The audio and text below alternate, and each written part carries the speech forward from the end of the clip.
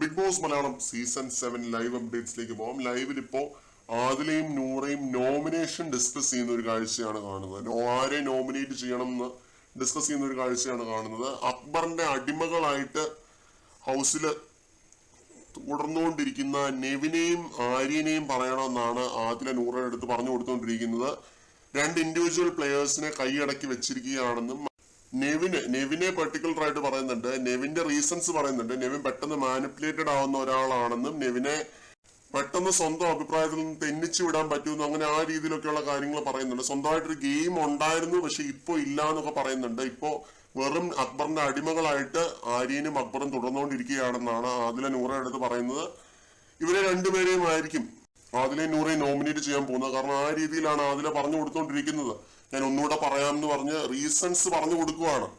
അപ്പം നെവിനെയും ആര്യനെയും മിക്കവാറും രണ്ടുപേരും നോമിനേറ്റ് ചെയ്യും. അങ്ങനെ ആകുമ്പോൾ രണ്ടുപേരും നോമിനേഷനിൽ വരുമല്ലോ. അതാണ് ഗെയിം. ഈ രണ്ടുപേരുടെയും ഗെയിം ഇപ്പൊ കുറച്ചാഴ്ചകളായിട്ട് ഇങ്ങനെയാണ്. ആരെ ടാർഗറ്റ് ചെയ്യണമെന്ന് ആദില പോയി നൂറയുടെ അടുത്ത് പറഞ്ഞു കൊടുക്കും. നൂറയുടെ ഇൻപുട്ട് കൊടുക്കും. അങ്ങനെയാണ് ഇവർ നോമിനേഷനും കാര്യങ്ങളൊക്കെ ചെയ്തുകൊണ്ടിരിക്കുന്നത്.